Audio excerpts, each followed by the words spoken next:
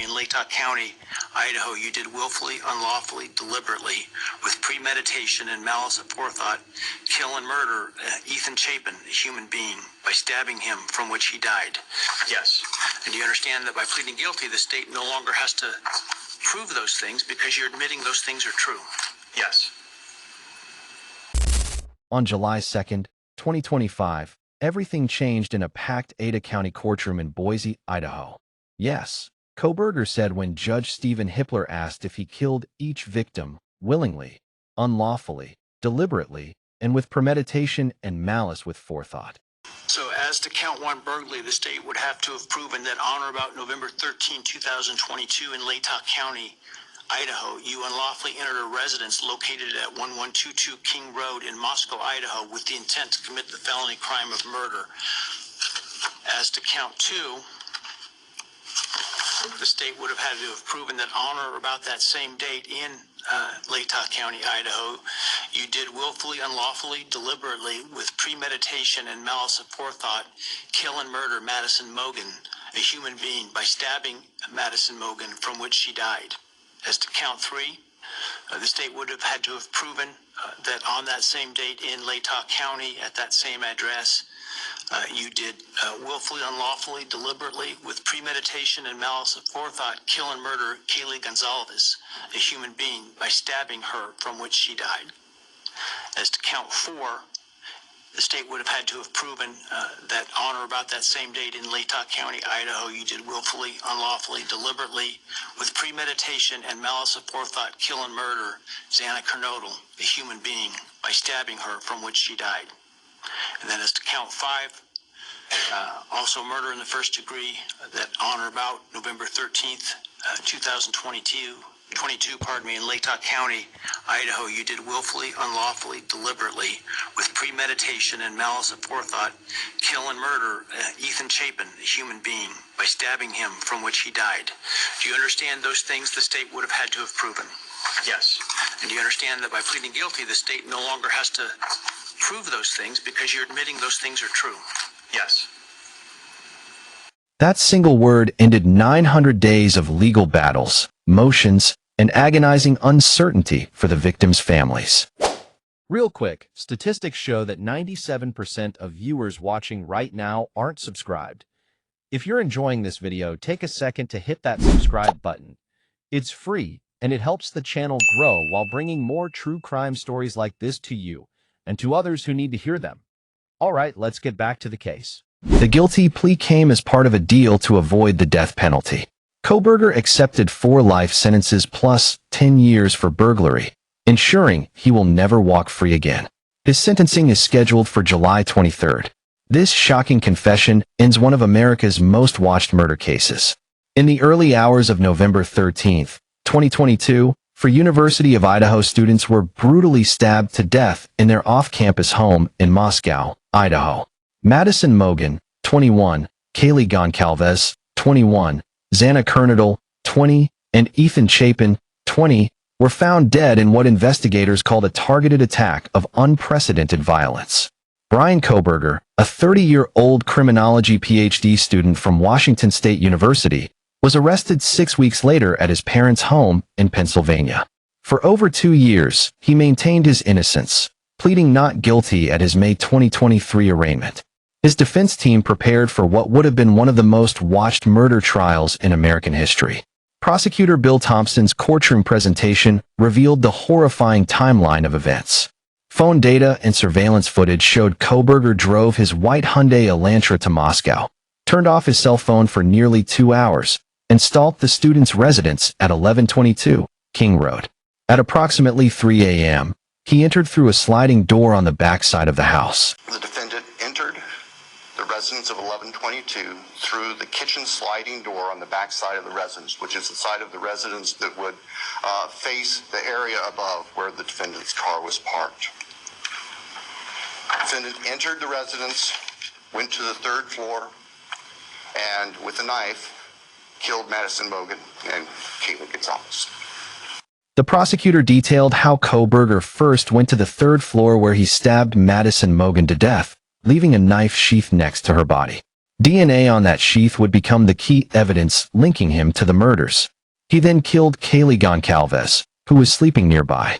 Moving through the house, Kohberger encountered Xana Kernodle, who was awake and had recently placed a DoorDash order. He stabbed her to death with a large knife, then proceeded to her bedroom on the second floor where he killed her sleeping boyfriend, Ethan Chapin. Each victim suffered multiple wounds, Thompson stated. Each victim suffered multiple wounds.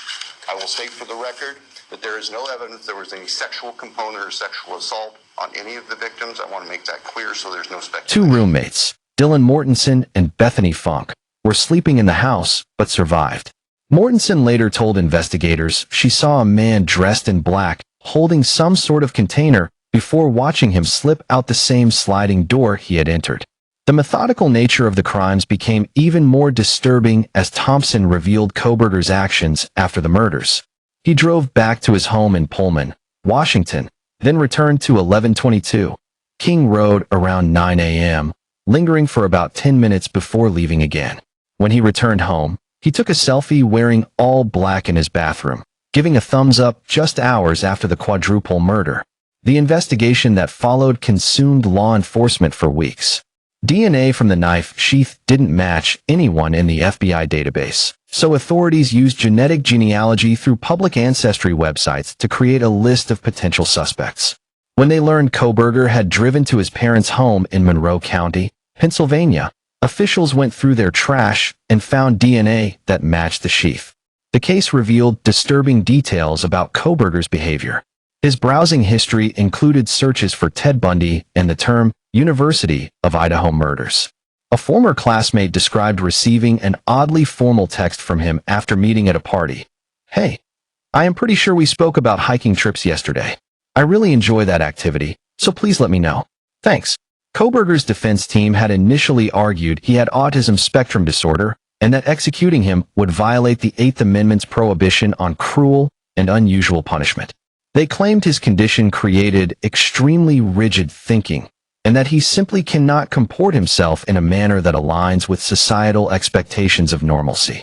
The trial was set to begin August 11, 2025, in Ada County after being moved more than 300 miles from Lada County due to presumed prejudice.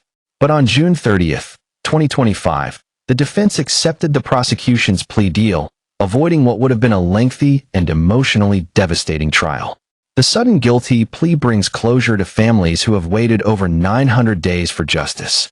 The Goncalves family, who had expressed frustration at the endless motions and delays, now face the reality that their daughter's killer will spend his life in prison without the possibility of parole. Steve Goncalves, Kaylee's father, had previously called Kohberger's post-murder selfie a trophy, stating, to him, "That's his little trophy to let him know, like, hey, I got away with it. Nobody's on me." The family's long wait for justice has finally ended with Kohberger's admission of guilt. The case represents one of the most shocking examples of a criminology student turned killer. Kohberger, who was studying criminal minds and behavior, became the very monster he was supposed to understand. His methodical approach to the murders, combined with his attempts to cover his tracks, demonstrated a chilling understanding of forensic investigation that he ultimately couldn't escape. Text messages unsealed in March 2025 revealed the panic and confusion of the surviving roommates. Dylan Mortensen texted Bethany Funk at 4:22 a.m. "No one is answering. I'm really confused, RN." She continued reaching out to their roommates, texting Goncalves at 4:32 a.m. and again at 10:23 a.m. "Please answer. And are you up?" At 11:58 a.m., a 911 call was finally placed after Kernodle was found unresponsive. The caller described the situation to the operator. "One of the roommates who's passed out and she was drunk last night, and she's not waking up. They saw some man in their house last night." The Idaho murders case serves as a stark reminder of how quickly lives can be shattered by senseless violence. Four promising young people, each with their own dreams and aspirations, were cut down in their prime by someone who had spent years studying criminal behavior. Kaylee Goncalves was a senior majoring in general studies, expected to graduate in December before starting a job at a marketing firm in Austin, Texas. Madison Mogen, studying marketing, was best friends with Goncalves since 6th grade and planned to move to Boise after graduation. Xana Kernodle was a junior majoring in marketing, and Ethan Chapin studied recreation, sport, and tourism management. The guilty plea that shocked the legal world ensures Bryan Kohberger will never walk free again. For the families of Madison, Kaylee, Xana, and Ethan, justice has finally been served, even if it came later than they deserved. The legal proceedings may be ending, but the healing process will continue for years to come. Their memories live on, while their killer faces the consequences of his horrific choices behind bars. The 900-day wait for justice has finally ended with a simple word: yes.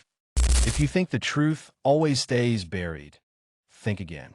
Subscribe now for more chilling stories that echo through time.